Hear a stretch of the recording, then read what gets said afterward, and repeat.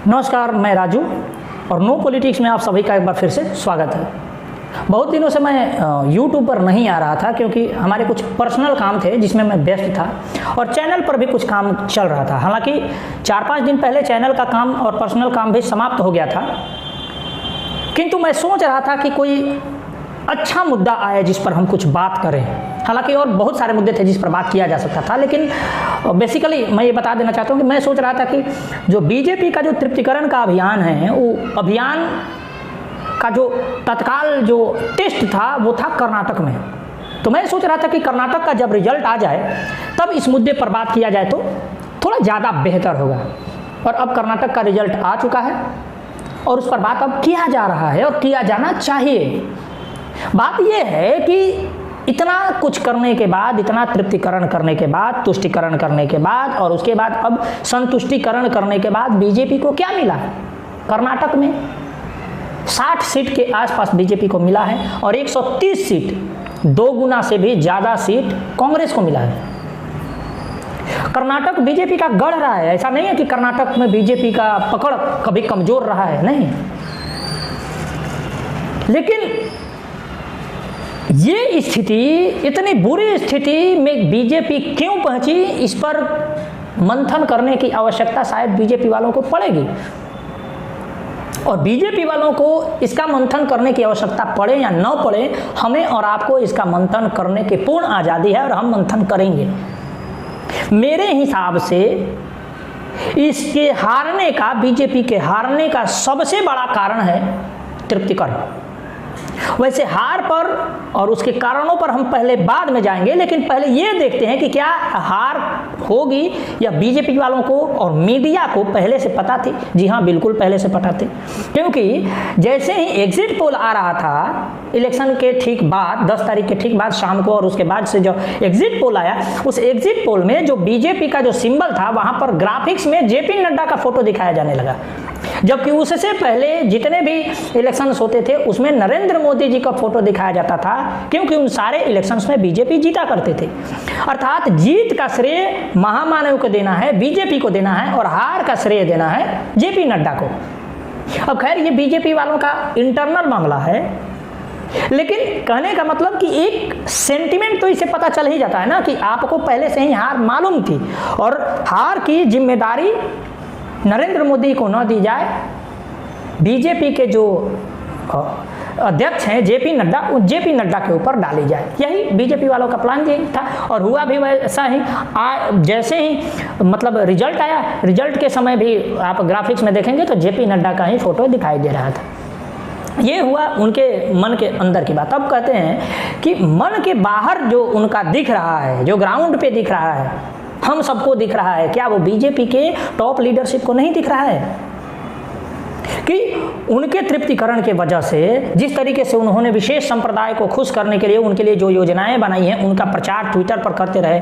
अल्पसंख्यकों के लिए ये दिए, उड़ान योजना के तहत ये दिए, सीखो कमाओ योजना के तहत ये दिए। कर्नाटका बीजेपी का ही एक ट्विटर हैंडल पे एक ट्वीट हमेशा वायरल रहता है जिसमें उनका डिटेल्स दिया रहता है कि हमने मुसलमानों को इतना % घर बनवाए, मुसलमानों को इतना % उनको किसान निधि सम्मान योजना दिया, इतना % मुद्रा लोन योजना दिया के अंतर्गत दिया। मतलब सब में 35%, 33%, 32%, मतलब 30% से ऊपर है। जब उनकी जनसंख्या 14% है तो उनको 33%, 35% किस हिसाब से दिया जा रहा था? मोदी जी फिर आए और बोले कि यदि मुसलमान हमें वोट नहीं करते हैं तो भी उनके घर रीच आउट प्रोग्राम करो। ठीक है, रीच आउट प्रोग्राम करिए, कोई उसमें आपत्ति नहीं है, लेकिन उनको विशेष तरीके की सुविधाएं आप क्यों दे रहे हैं भाई? हिंदू क्या इस देश के 2ym दर्जे के नागरिक हैं? मेरे हिसाब से तो ये 2ym दर्जे से भी नीचे गिरे हुए हिंदू हैं, जिनके लिए कुछ करने की आवश्यकता नहीं है, केवल भगवा चोला पहन लेना है, त्रिपुंड मार लेना है और उसी में हिंदू खुश हो जाता है। मंचों से जय श्री राम और बजरंग बली के नारे लगा देना है, उसी में हिंदू खुश हो जाता है। इसके लिए कुछ करने की आवश्यकता नहीं है। आप जो कर रहे हैं, तृप्तिकरण कर रहे हैं, वो केवल विशेष संप्रदाय का तृप्तिकरण कर रहे हैं और जिसी का परिणाम आज आपके सामने है। आपके अपने कोर वोटर आपसे इतने नाराज हो गए कि आपकी स्थिति कहां से कहां चली आई। एक और कारण है वहां पर, ये तृप्तिकरण में ही, तुष्टिकरण में ही इतने लीन रहे कि वहां पे लगातार इनके कार्यकर्ताओं की, बजरंग दल और बीजेपी के कार्यकर्ताओं की दिन दहाड़े हत्याएं होती रही, लेकिन बीजेपी के टॉप लीडरशिप ने उनका ख्याल तक नहीं ले रखा। आपका नाम याद होगा, प्रवीण नित्तारू, इतना बड़ा लीडर था उस वहाँ का लोकल लीडर। स्थिति ये हो गई कि जिस हत्यारों ने उसको मारा, उसको बचाने के लिए ये लोग 144 लगाए, उसके परिवार को बचाने के लिए और पूरे मोहल्ले को बचाने के लिए। 144 लगाने के बावजूद धारा 144 में जब प्रवीण नित्तारू का जब शव यात्रा हो रहा था, उस शव यात्रा पर भी पत्थर फेंके गए थे। ये लग रहा था कि ये तो पाकिस्तान से भी बदतर हालत है। ये स्थिति थी बीजेपी की।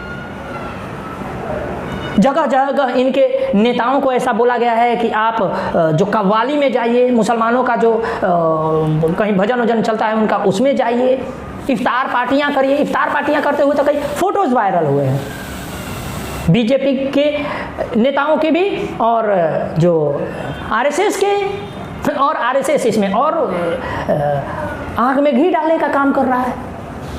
बीच में ये भी क्लिप वायरल हुआ था कि पीएफआई को बीजेपी फंड करती थी ताकि वोट को पोलराइज किया जाए। उधर से जब एंटी नेशनल काम करेगा तब इधर से हमारे हिंदू वोटर कंसोलिडेट होंगे। ये परिस्थितियाँ थी। आपको तृप्तिकरण करनी है, आप करिए तृप्तिकरण, फिर पब्लिक आपको जवाब देगी। और पब्लिक अब कोई विकल्प न होते हुए उसने कांग्रेस को ही फिर से चुना। क्या करे पब्लिक? कब तक वो झेले आपको, आपके तृप्तिकरण को? ये एक मेजर कारण हो सकता है हमारी नज़र में। एक और कारण है कि वहाँ की जो कांग्रेस लीडरशिप है, उन्होंने कुछ लुभावने वादे भी किए हैं वहाँ के लोगों के लिए। महिलाओं के लिए कुछ स्पेशल हर महीने का भत्ता है, पुरुषों के लिए कुछ अलग है, बिजली पानी के लिए कुछ अलग व्यवस्था है। उसके बाद नौकरी पेशे वालों का है कि ओल्ड पेंशन का स्कीम को फिर से वो लागू करेंगे, न्यू पेंशन स्कीम हटा करके। ये उनके वायदे हैं। हो सकता है इन वायदों का भी कुछ असर पड़ा हो, लेकिन मूल मुद्दा तो वही है कि आपको आपके तृप्तिकरण ने ले डूबा। और हमें इस बात पर शक है कि आप उससे कुछ सीखिएगा भी। मुझको ऐसा नहीं लगता कि बीजेपी के कोई भी नेता इस रिजल्ट से सीखेगा और अपने तृप्तिकरण वाली नीति में थोड़ा सा परिवर्तन लाएगा। बाकी आप क्या सोचते हैं हमें कमेंट बॉक्स में बताइए। और अगर अच्छा लगा तो आप हमें, हमारे चैनल को लाइक, शेयर और सब्सक्राइब करते चलिए। आपका बहुत बहुत आभार। नमस्कार।